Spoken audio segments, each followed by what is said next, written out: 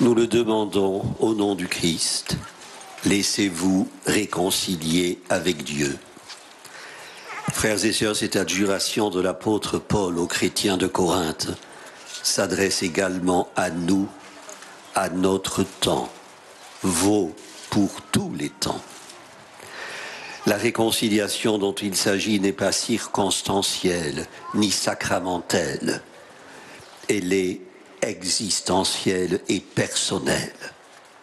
Elle doit être mise en pratique dès maintenant, dès l'instant présent, disait un théologien.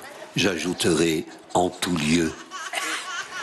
Cette réconciliation biffe l'image distordue, contrefaite que nous nous faisons de Dieu, d'un Dieu hargneux et inquisiteur, d'un Dieu vengeur qui poursuivrait le coupable jusque dans la tombe. J'évoquais dimanche dernier à propos des Galiléens massacrés sur ordre de Pilate et des 18 victimes de l'effondrement d'une tour à Jérusalem, l'archaïque association du mal, de la faute et du châtiment.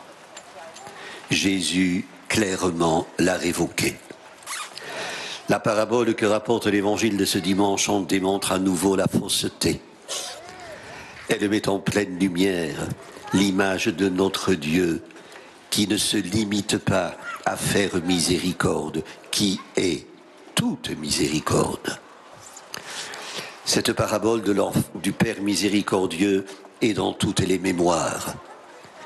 Elle est célèbre même chez les impies, écrit Péguy.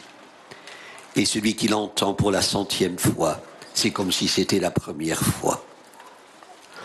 On n'y voit pas seulement le fils pécheur revenir vers le Père, courir vers lui pour lui demander pardon, mais le Père lui-même courir au-devant du pécheur. Le bon Dieu sait toutes choses, disait le curé d'Ars.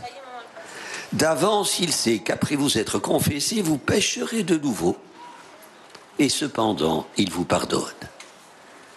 Quel amour que celui de notre Dieu qui va jusqu'à oublier volontairement l'avenir pour nous pardonner. Oui, quel amour de Père. Un Père qui fait plus que se laisser saisir de compassion. La traduction est insuffisante et même mauvaise, estimait un père jésuite, le père Varillon. Mais un père remué jusqu'aux entrailles. Le verbe employé par l'évangéliste Luc était utilisé dans l'Antiquité pour décrire le geste des aruspices qui fouillaient dans le ventre des victimes pour en tirer des présages. Frères et sœurs, cette intense émotion, née d'une attente sans doute patiente mais angoissée, est le signe de l'accueil miséricordieux, la réconciliation du Fils avec son Père. Elle précède la conversion du Fils, une conversion qui reste à venir, car avant ce second temps des retrouvailles, le cas d'Ésav pour avoir abandonné sa vie dissipée, contraint et forcé par nécessité.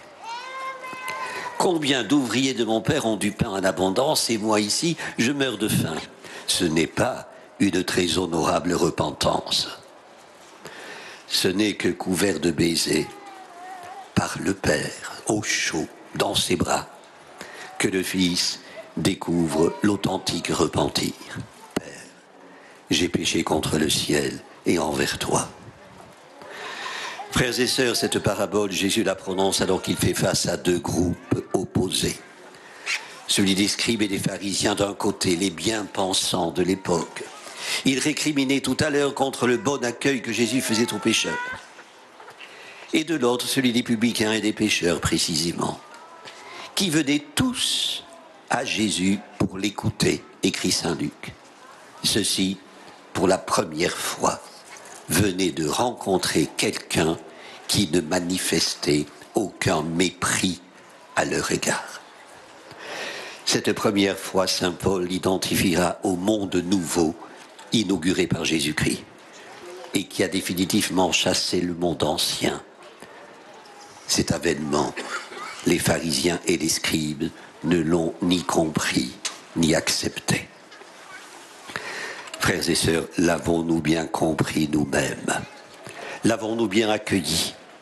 Sommes-nous prêts à arrêter le dénombrement des torts des uns et des autres, disposés à accéder au pardon qui seul crée la formidable dynamique spirituelle de la réconciliation, qui seul permet de nous retrouver en communion avec les autres au nom de Jésus-Christ?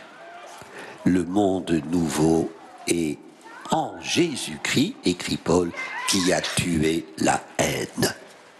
La haine, nous la voyons renaître comme une hydre en nous, parce que nous ne l'avons pas tuée, parce que nous ne sommes pas prêts à l'extirper du fond de nos cœurs, parce que nous sommes incapables de nous laisser réconcilier avec Dieu. La haine envahit les relations internationales comme le montre l'actualité, mais aussi les relations de voisinage, de travail, hélas, de famille. Le père de l'enfant prodigue, peint par Rembrandt, accueille son cadet les deux mains ouvertes.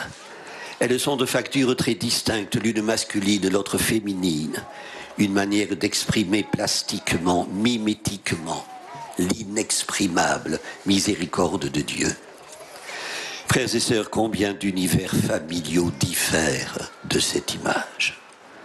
Scène de ménage incessante, violence conjugale, père défaillant, abuseur, fils sans père.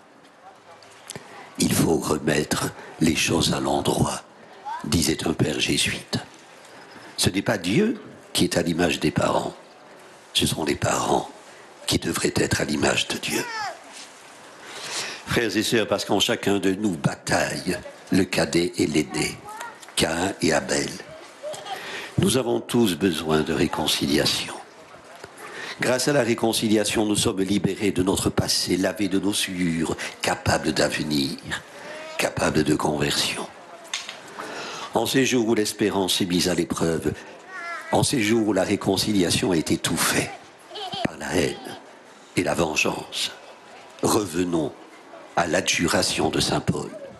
Et au nom du Christ, laissons-nous réconcilier avec Dieu. Amen. Prions le Seigneur.